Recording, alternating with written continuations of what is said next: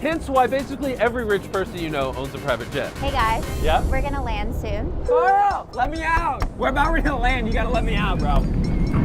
Oh my God. That was the opposite of smooth. Wait, is Nolan still in the bathroom? I don't know, is he? Carl, go let him out. How was your flight? Still better than the $1,000 plane. And now the $300,000 blimp. I'll unblur it in a second. Before I remove your blindfolds, what do you think is on the side of the blimp? Is it Nolan's phone number? Did you do Nolan's phone number? That would be funny. Next time. Take off your blindfolds. Turn around. I heard Carl's mom. Oh my! Why? He really loves my mom.